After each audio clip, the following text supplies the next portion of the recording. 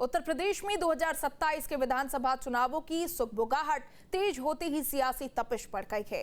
राज्य की सत्ता का रास्ता तय करने वाले करीब 20% मुस्लिम मतदाताओं को साधने के लिए सभी प्रमुख दलों में जबरदस्त खींचतान शुरू हो गई है। जिस MY यानी मुस्लिम यादव समीकरण के दम पर समाजवादी पार्टी सत्ता के शिखर तक पहुंचती रही है, आज उसी M यानी मुस्लिम वोट बैंक पर कब्जा जमाने के लिए AIMIM, कांग्रेस और यहां तक कि बीजेपी की सहयोगी RLD ने भी घेराबंदी तेज कर दी है।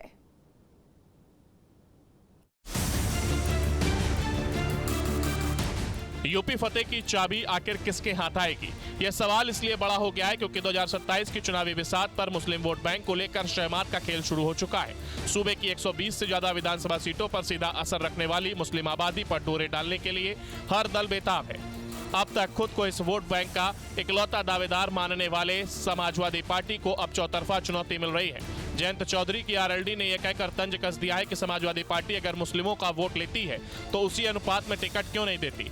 उधर असदुद्दीन ओवैसी की पार्टी AIMIM ने बहराइच, बिजनौर, सहारनपुर और मुरादाबाद में अपनी पूरी ताकत झोंक दी है। लेकिन मुसलमानों को सब चीज के बाद भी वंचित रखा गया और आरक्षण देने का वादा करने के बाद समाजवादी पार्टी ने धोखा दिया। तो बताएं समाजवादी पार्टी अखिलेश यादव जी, क्या आप मुसलमानों को आरक्षण की घोषणा करने की हिम्मत रखते हैं? क्या केंद्र की जो राजनीति जो लोग दल करते हैं, राष्ट्रीय दल, क्या उनके अंदर इतनी हिम्मत है कि मुसलमानों को आरक्षण दिया जाएगा, सच्चर कमेटी की सिफारिशों को लागू किया जाएगा? क्योंकि दलितों से बदतर अगर कोई जिंदगी गुजार रहा है तो वो भारत का मुसलमान है, ये फैक्ट है। उस वक्त सच्चर कमेटी ने भी कहा था। आखिर क्यों पश्चिमी उत्तर प्रदेश इस चुनावी जंग का सबसे बड़ा अखाड़ा बन गया है? इन आंकड़ों को देखिए।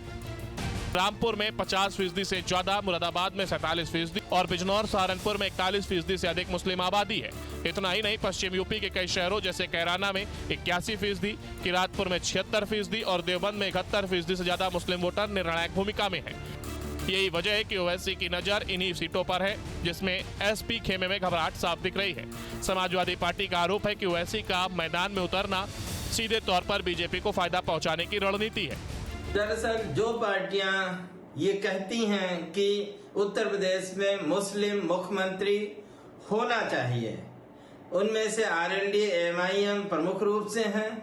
दरअसल ये पार्टियां मुसलमानों की वो हिस्सेदारी भी छीनना चाहती हैं जो आज कम से कम विधानसभा और लोकसभा में है।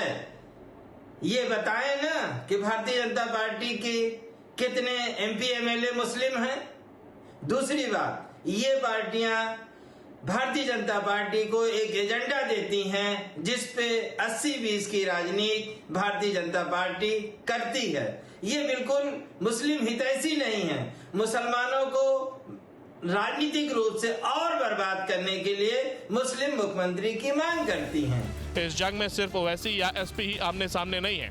SP की सहयोगी कांग्रेस भी लोकसभा चुनाव के बढ़े हौसले के बाद इस पारंपरिक वोट बैंक में अपनी पुरानी हिस्सेदारी वापस चाहती है। तो वहीं दूसरी तरफ तुष्टीकरण का आरोप लगाने वाली बीजेपी भी इस पूरे घटनाक्रम पर पैनी नजर रखे हुए है और विपक्ष की इस खींचतान को उसकी कमजोरी बता रही कि जो लोग केवल राजनीतिक हित साधने के लिए एक वर्ग विशेष का नाम का इस्तेमाल करते हैं, वोट के ध्रुवीकरण के लिए इस्तेमाल करते हैं, तो ये सवाल तो उठेंगे ही उठेंगे।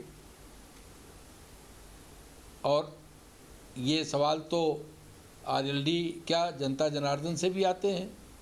इसका उत्तर समाजवादी पार्टी की मुखिया को देना चाहिए। साफ है कि 2027 की चुनावी बिसात बीत चुकी है। मुस्लिम मतदाताओं का यह बिखराव समाजवादी पार्टी का खेल बिगाड़ेगा या ओवैसी नया समीकरण बनाएंगे, यह तो वक्त बताएगा। उत्तर प्रदेश में मुस्लिम मतदाताओं की संख्या की बात करें तो पूरे यूपी में मुस्लिम मतदाताओं की तादाद 20% के आसपास है। वहीं पश्चिमी यूपी की बात करें तो पश्चिमी यूपी में मुस्लिम जो वोटर्स हैं वो 26% के आसपास हैं। यही वजह है कि न सिर्फ RLD और MIM बल्कि समाजवादी पार्टी की सहयोगी कांग्रेस पार्टी भी मुस्लिम मतदाताओं को रिझाने में कोई कसर नहीं छोड़ रही। वीडियो जर्नलिस्ट सैफुल हसन के साथ अविनाश सिंह, न्यूज स्टेट, लखनऊ।